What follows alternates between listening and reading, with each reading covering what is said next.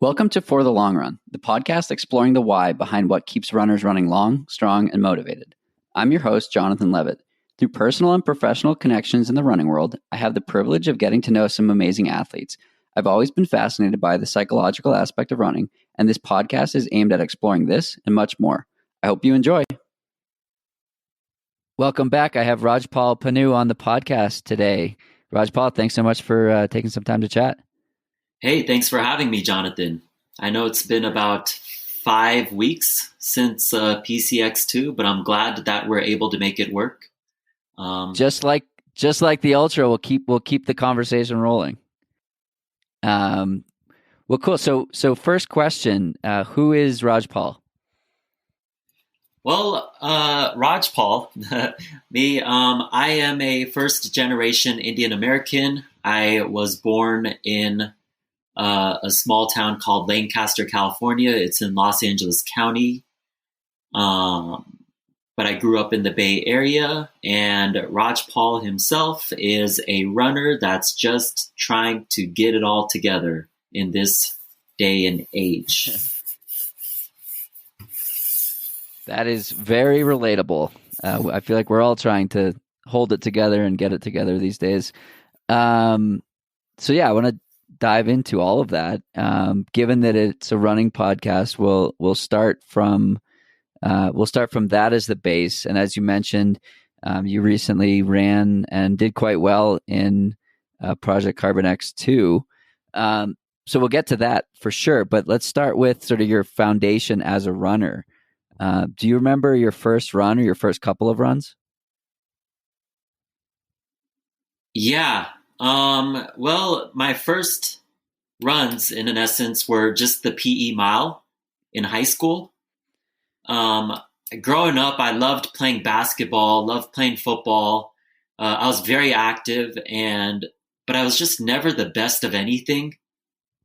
But anytime as a kid, I would like reflect and I would look back and I would be like, wow, I was like outside playing for like 12 hours and I didn't feel tired. And typically like the neighbors that I would play with like would eventually tire out. And I kept that in the back of my head. And the PE mile was essentially the first official training run. I was an overweight kid as a sophomore in high school. I do remember doing it a little bit in elementary and in the 6th grade. And it was like an 8-minute mile in the 6th grade. Nothing spectacular, but I remember doing it as a sophomore. And I was almost 200 pounds. At that time, I think I was like 5'8", and none of it was really muscle. But I remember running 7 minutes, just under 8-minute pace, 7 minutes and 12 seconds my sophomore year. And just given my frame, I was kind of impressed. And the year before, I did it in like 8 minutes as a 9th grader. But I just loved that progression. And I eventually continued. Or before that, I had a New Year's resolution. And it was New Year's Eve of 2006. At that time, I was overweight. And my mom expressed her concerns in regards to heart disease that runs in our family. And she was just worried about me. And again, I was a kid that was almost 200 pounds, given that I was active.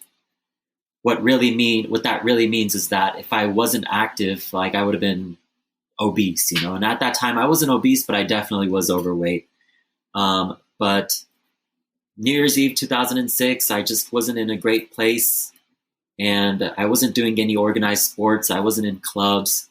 My grades weren't even that great. So I really just didn't have anything going for me. But I ripped the back of a cardboard box, or the back of a cereal box, I apologize, and took out a Sharpie and essentially wrote my goals. I randomly just told myself that I wanted to run for 2007, run the mile in under 6 minutes and 20 seconds.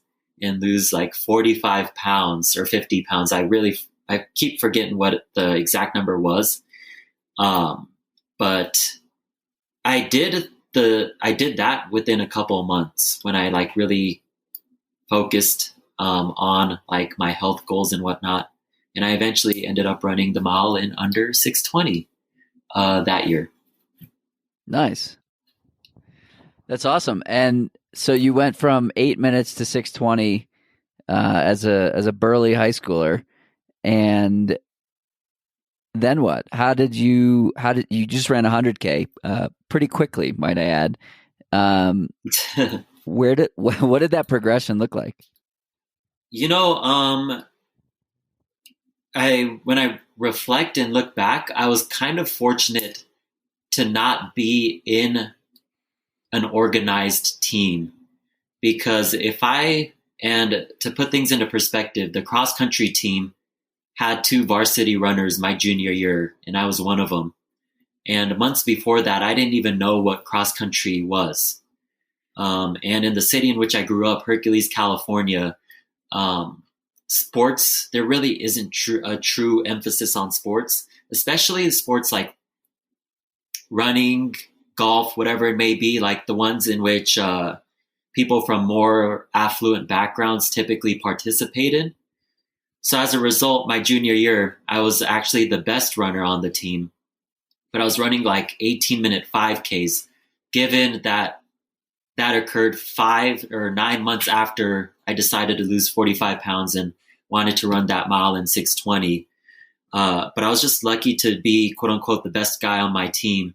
And if I was in any other established program, I would have been in junior varsity. And as a result, just the feedback loop that I would have gotten from that, like, oh, hey, I'm an 11th grader that's in JV. Like, there wouldn't have been as much momentum versus like a kid who was like the best runner on the team, because I was never really the best of anything beforehand, even be it I was running like 18-minute 5Ks.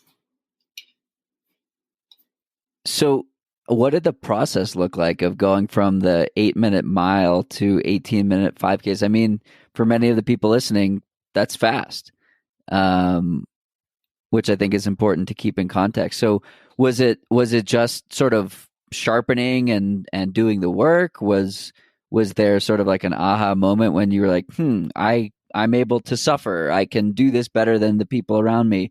What was the impetus behind seeing that progression initially? Yeah, and I should clarify, an 18-minute 5K is fast in general, right? I'm just putting it into context in terms of like where I would stand in high school, Right. varsity or junior varsity cross country. Sure. The progression in itself, just during spring break of my sophomore year, I remember watching a Tylenol commercial about this person that would just run until he would get lost.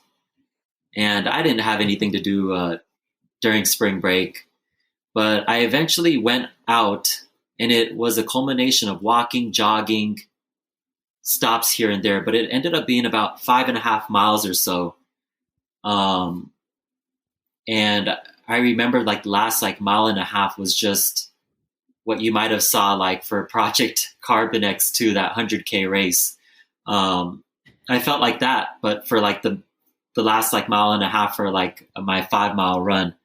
And I remember just not being able to run for days, but eventually through time, and I was just self-coaching myself, the runs just got a little bit quicker, less stops. Eventually by the summertime, I was like able to do full 5 mile runs at like 7+ pace, 8-minute pace. And it led to me joining the high school cross country team, which at that time wasn't really established. So I was still coaching myself at that time. Got it. And so fast forward a few years, now you're into ultra running. Where did that leap happen? It really happened, and it's crazy because it's the 1-year anniversary of the Olympic trials last year. It happened at the end of or at the culmination of last year's Olympic trials. Personally, and this was before the pandemic, um, I was going to take extensive time off from running.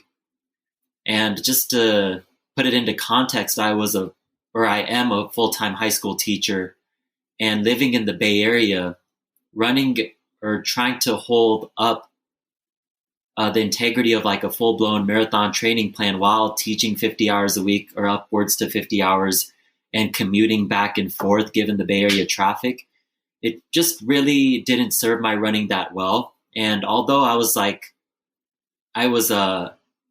can't say satisfied, but I was fine with my performance at the trials, given that I was injured. I really wanted to take some time off, but then the pandemic hit. And the pandemic hit literally 2 weeks after the trials, so the second week of March. And although I was taking time off, just not commuting to school to work and having just having more extensive time to like really reflect and to figure out, hey, like, what is my purpose, you know? The work hours were not 50 hours, they were about 30 or so, just working from home. And as a result, I had so much time on my hands to reflect, think back. And there were some things that led, it's called The War of Art by Stephen Pressfield. During that time in which I was reflecting, I was reading about the War of Art, and it talks about how every artist has a muse or has this potential that they can achieve. However, there are these like invisible blocks of resistance. So for instance, like Stephen Pressfield was a writer, therefore just a direct artist, and his resistance was just sitting down and doing the work, right? And when I really reflected back at my like marathon training block, I was cutting corners simply just because I was working a lot. And so I kind of just had to reevaluate what I can do with running and how I can heal my injuries as well too. I was also dealing with a lot of injuries just because of the nature of my workload and not really being able to like spend extensive time doing the things like foam rolling, getting massages, et cetera, et cetera. It's not that I wasn't doing it, but I just wasn't doing it to the degree of like atypical, any professional runner that's doing it full time. So I had to really take a step back and reevaluate how I can rewrite the script of running that's best conducive for me. What was the way that you did all of that reflection? A lot of people meditate. The place that prior to the pandemic that I did my best thinking was either on the run or sitting in the sauna. How did you get there? How did you get to those answers? Man, one of my favorite things is utilizing the sauna. It was just unfortunate that I couldn't use the sauna just given the pandemic, and I don't have a personal one. The extensive time since I wasn't commuting and I wasn't running crazy mileage, it would just be like at night on my balcony, where either I would just read or I'd have that extra time to stretch out. And I was reading Stephen Pressfield's book, The War of Art, was essentially a think aloud for me. Like when I was reading this book, I was asking myself the big questions. Like, hey, did you really do everything that it took to be the best version of yourself as a runner? Were you fully invested? And since I had the time to ask these personal questions, the truth was a hard pill to really swallow for me personally, because the reality was, despite my intent of holding this like work-life balance, I really wasn't getting the best of like my running potential. And so I had to revise everything from the workouts that I did, the training, And I essentially just had to go back to the drawing board and even just have those like moments of just those like hard conversations and just be like, hey, yeah, this thing has taken you this far, but you've like plateaued in a sense, you know? Yeah, I think it's like you said, it's a hard pill to swallow, but once you swallow it, anything is possible, right? Absolutely. That's kind of like anytime, you know, like if somebody was like in an AA program, the first step is just admitting, right? That admitting that you have a problem.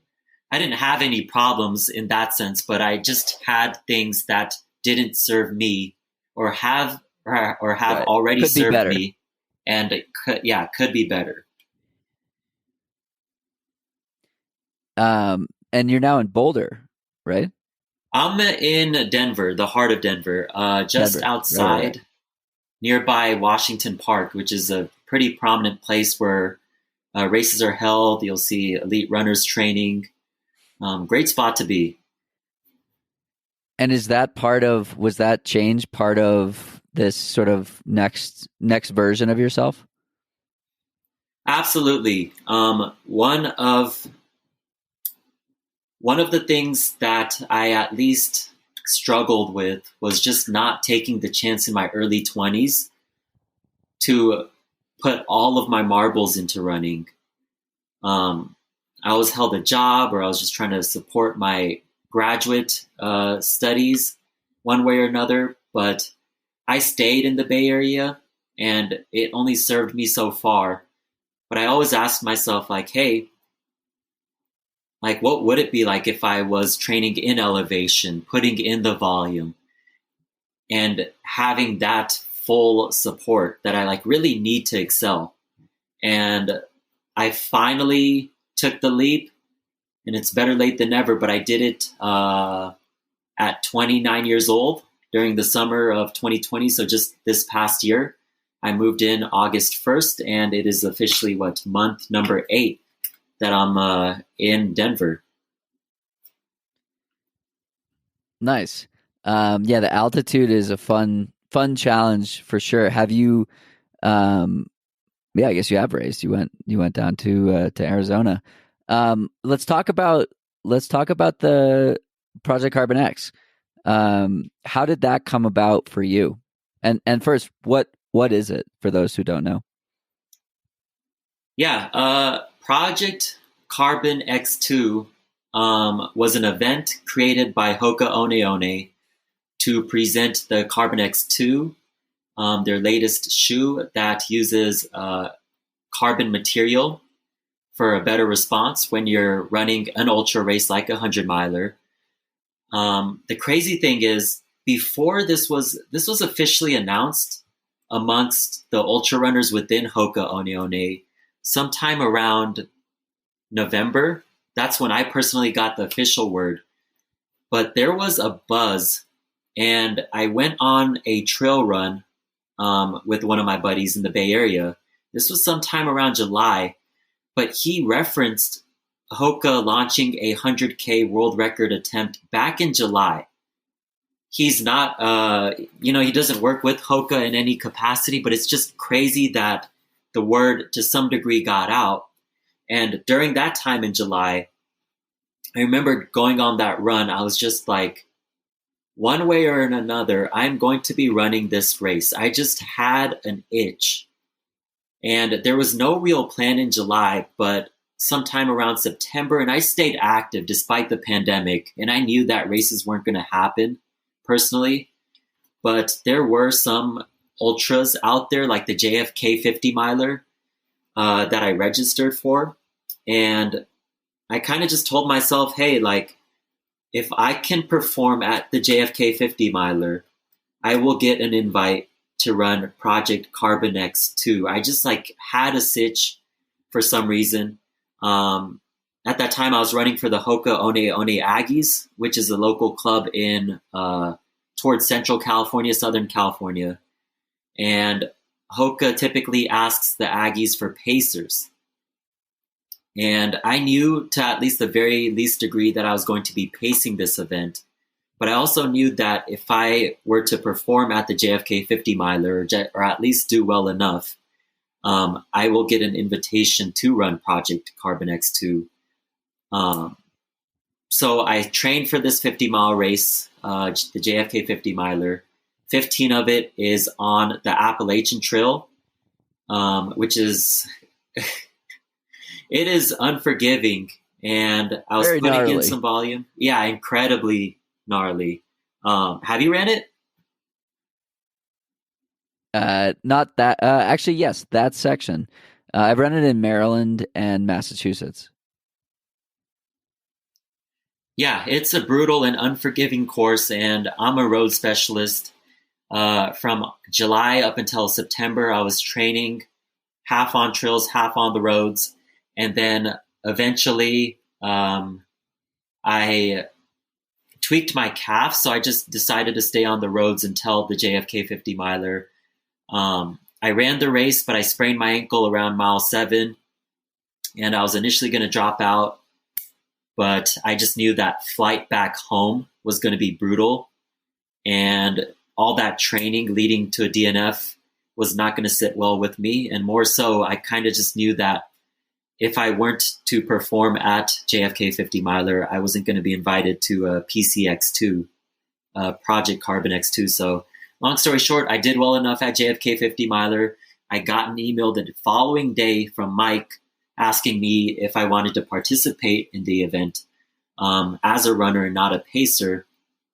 And it was just crazy getting that email because I kind of just like visualized it all coming together to some degree. And essentially with that sprained ankle and the JFK 50 miler, I took 3 days off and I got back into training, put in 6 weeks worth of high volume, tapered for 2 weeks, and then was fit and ready for Project Carbon X2. I do apologize. Very I cool. think you What asked me was? what the Carbon X2 event was like, right? Not leading up to it. Yeah, yeah. So, yeah, let's dive into that. So, uh, it was fascinating to watch. And so I'm in Boston, or I was in Boston for it. So I woke up, watched it for a few hours, and went for a run.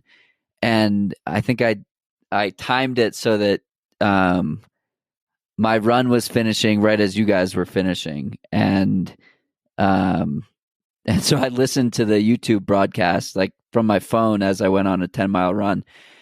And it was just like the energy was wild. I mean, many of us haven't raced in a long time, so there was that. And then watching this, wild record attempt, and like such a fast time for for such a long distance. So talk to me about what were you thinking on the start line? Let's start there. Um, yeah, and I'll even preface this with I remember bumping into Jim a couple days before the event actually happened, and Jim came a little bit later than the remaining HOKA One athletes, simply because he lives in Flagstaff and he can make that 90-minute drive um, at his convenience. But he just asked me how I was doing and what I wanted to do. And Hoka essentially wanted to have two groups, one for the American record pace group and one for the world record pace group. Now, when I was talking to Jim, he gave me a very specific prediction. And he was like, 2 runners are going to drop out of the world record pace, at least. And the reasoning for his prediction was that Nao Kazami, might be butchering his name, but Nao ran 609 and it was wind aided from point A to point B. Now, when you run from one point to the other, you're not worried about tangents, which typically for a 62-mile race does add up through the course of time. And he was running and it was like wind aided. So in other words, that 609 time to beat um, was it was just naturally going to be tough.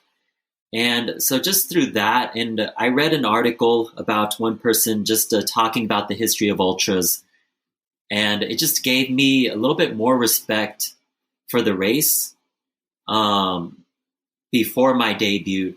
And I think there were just a lot of runners that might have overlooked that Neo's attempt, and actually putting respect on that attempt in itself. So as a result, I knew I was quicker than, or at that time, I thought I was quicker than American record pace, but I just knew if I latched on with that first group, I would have, it would not have been pretty for me. So I was right in the middle between those two groups.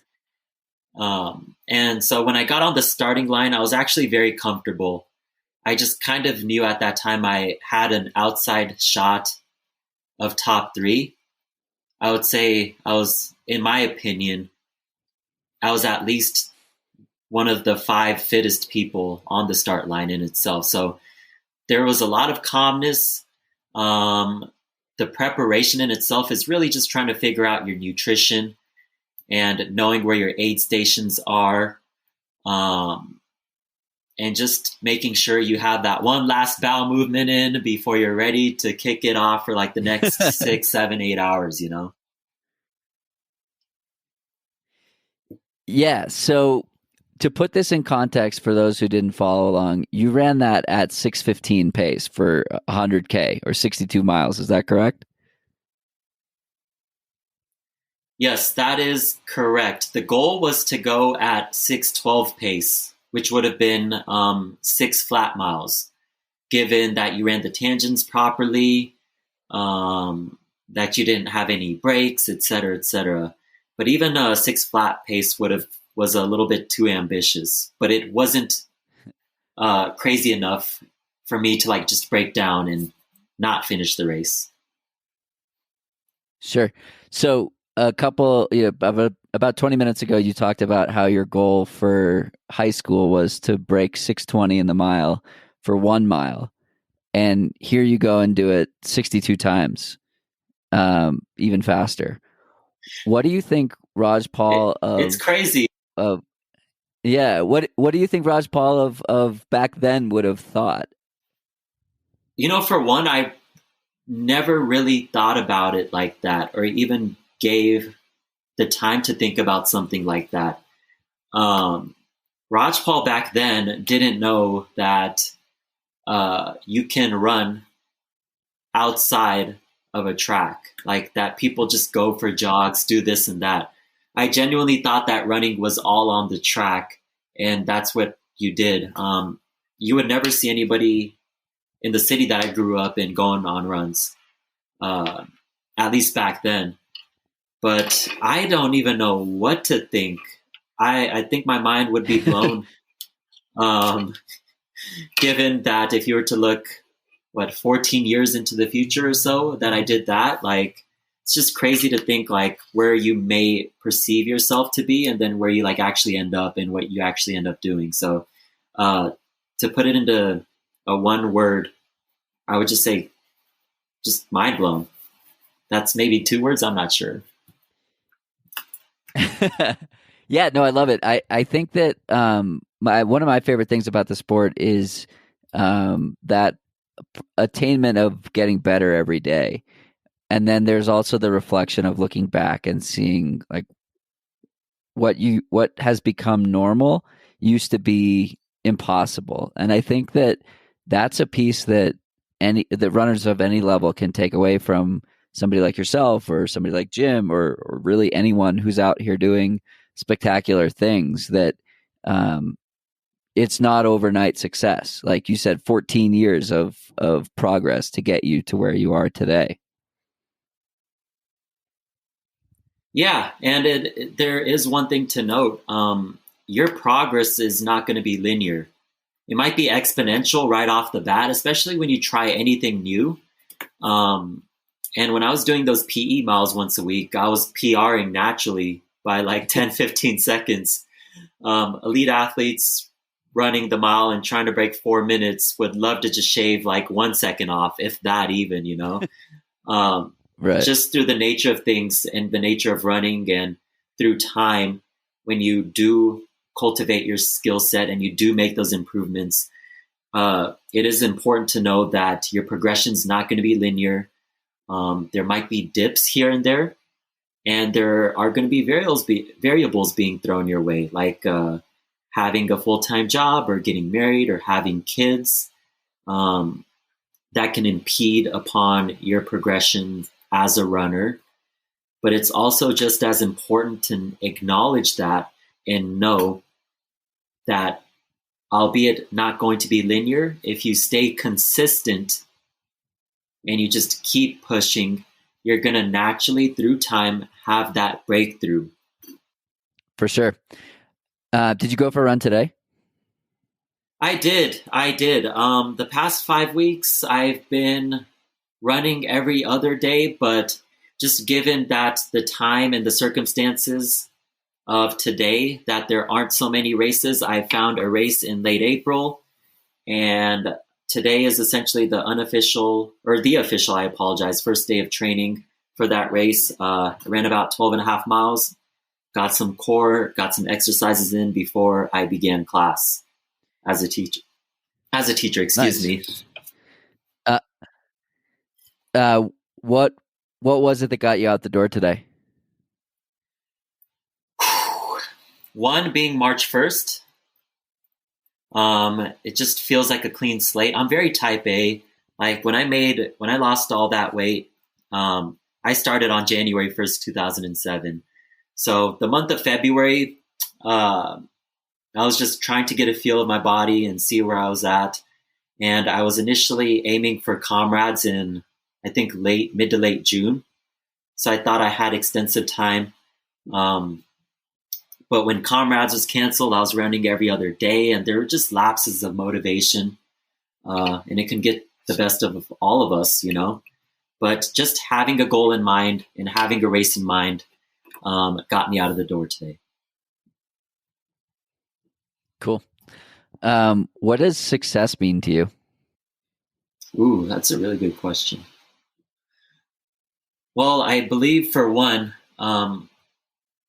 you base success off your values and what you prioritize in life. Obviously, running is a thing that I prioritize very high in my life personally.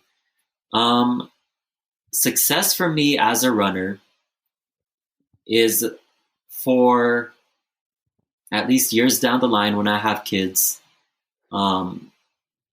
that they could at least look at my accomplishments and know that at least one point in my life, I was actually pretty cool in the things that I did and the places that I went, are at least like impressionable on them. Very cool. Talking about family life, you mentioned you're a first generation American. What has that experience been like for you, and how does your family look at running? I think that's the biggest challenge for me personally. I was raised by a single parent, and my dad passed away when I was 3 years old, and my entire family lives in India. So I only have one immediate family member in the United States. And just naturally, when you're a first generation, anyone, things like education, job security, wealth, those are things that are just valued very high. And for my family back home, and they're proud of me in India, but they still don't really understand what exactly I do. But I could say that my mom's definitely proud of me as well too. She's been a part of this journey. She's been very supportive. I've made my personal sacrifices. As you mentioned, we were talking about like, hey, like what did sophomore, or that 14, 15-year-old kid, like what would he have thought about me running 62 miles in 6:15 pace, It's really hard for him to contextualize that, because his expectations, at least back then, was just graduating college, getting a job, getting married, having kids, you know? And the latter things, like, I'm just nowhere near that.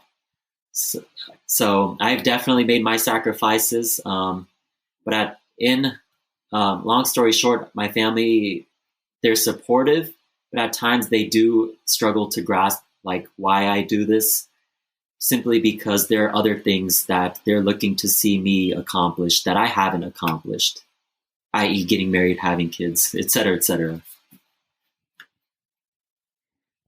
How do you rectify that, at least internally, or have you? How do I rectify it? Yeah. Um, Actually, can you give me context to rectify? I have like an idea as to what it might mean. Yeah, so how does that sit with you? How does it make you feel? How do you Got it, got it. yeah.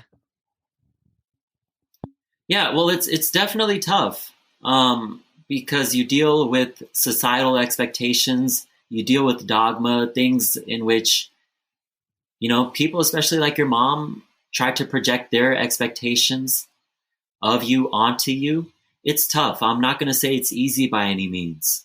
What does give me affirmations is the work that I do and just taking it one day at a time.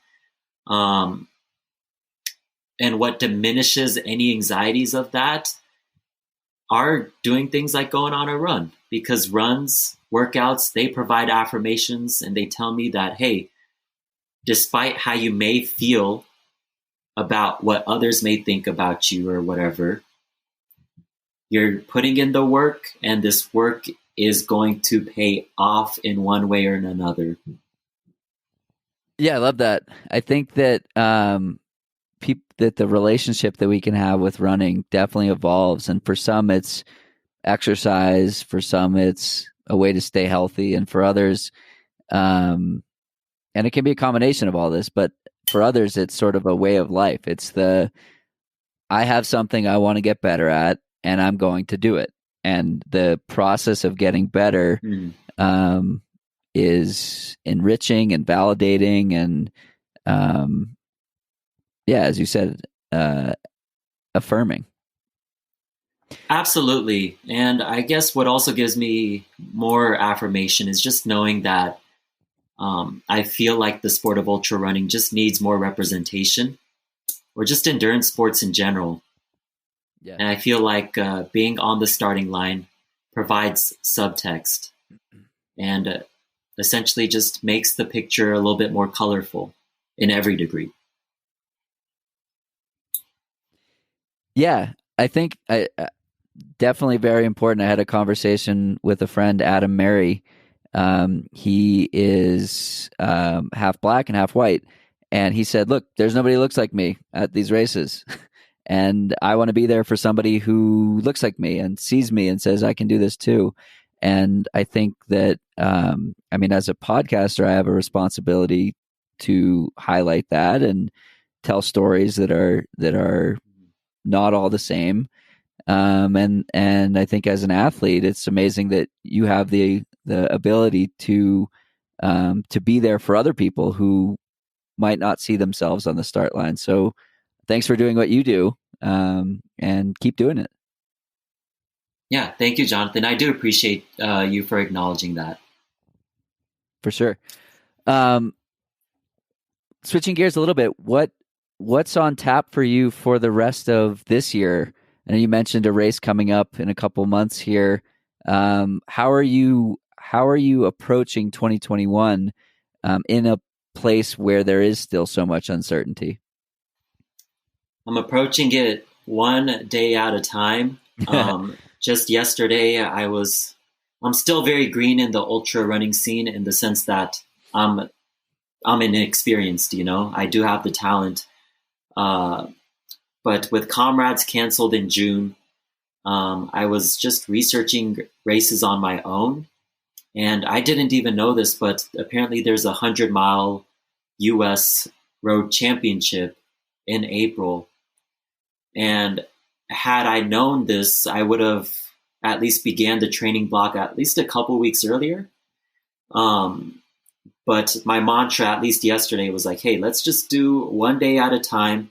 But I marked my calendar for April 24th. I believe it's called the Jackpot 100 Ultra in Las Vegas. And it's in coordinates with the US 100 mile championships. What is it about the road ultras that you love? At least training for PCX2, I think what really helped me for that race specifically was that it was a 9-lap course for 62 miles. And my training directly reflected that race or that race day, because people were calling me crazy, but I was like, I built up to a 50K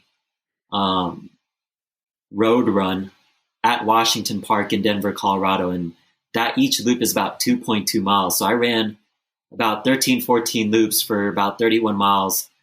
And it's just something that works for me. Like, I can run monotonous loops, and I really don't care about going on, at least not yet. I do. I like trail running, but it's just at this time for me, working full time, it's really inconvenient driving 30 minutes out, 30 minutes back. But I'm just a very monotonous runner in that sense. I can do the same boring loop for days if I really had to. Yeah, no, I know what you're saying. And I feel the same way sometimes. So I'm here in Breckenridge, Colorado, and every run that's not a very short loop is, I'm finishing with 4 miles going uphill. And so a couple weeks ago, I did a workout on Wednesday whatever it was. I did a workout the day before, and I had some easy miles the next day.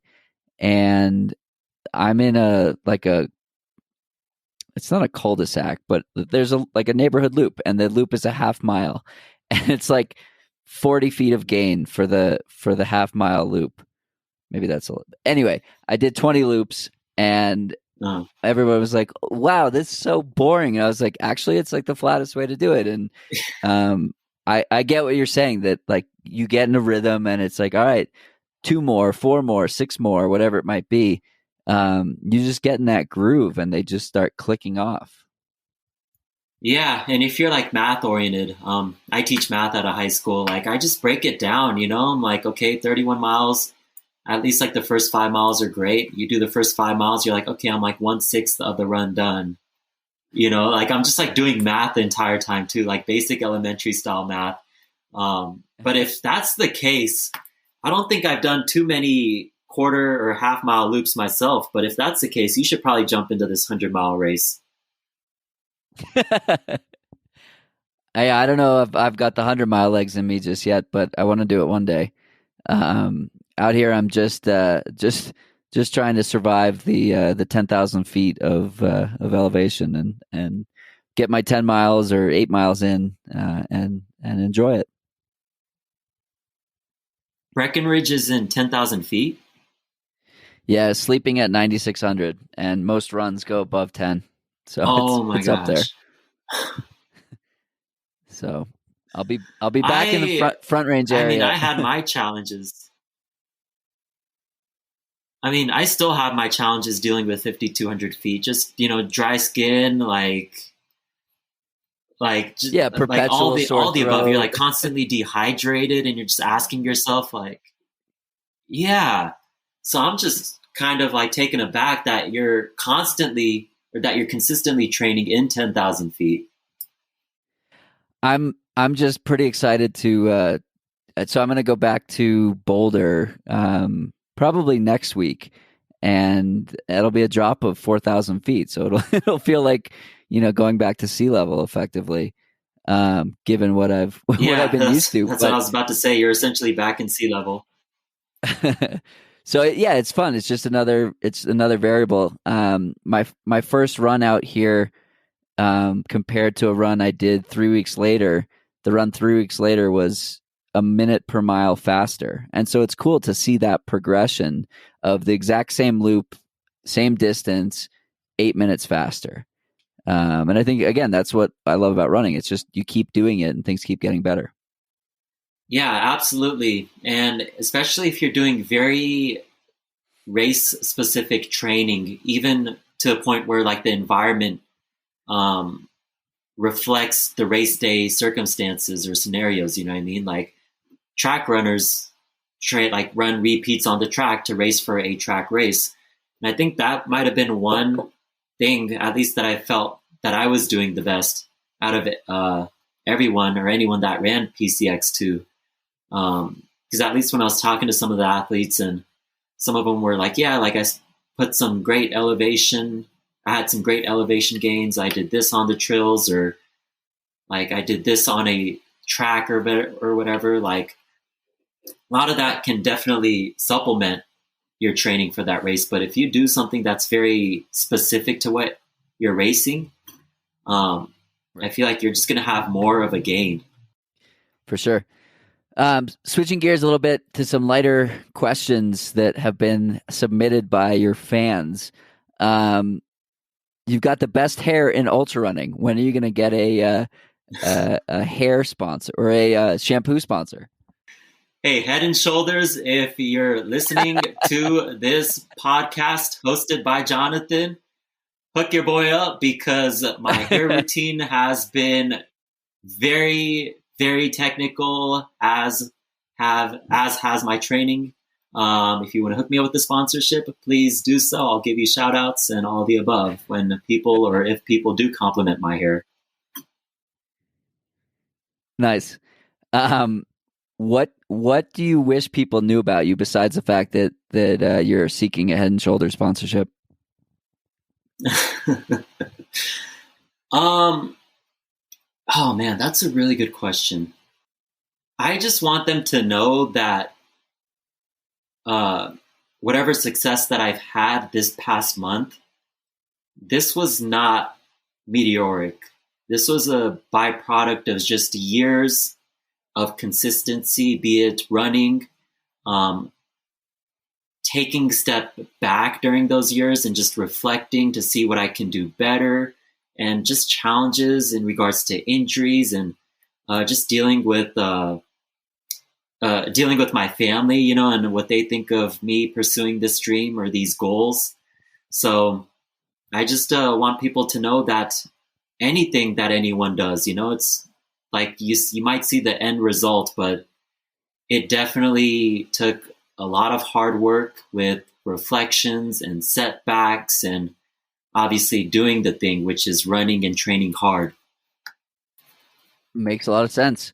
You've talked a lot about reflection and looking back and whatnot.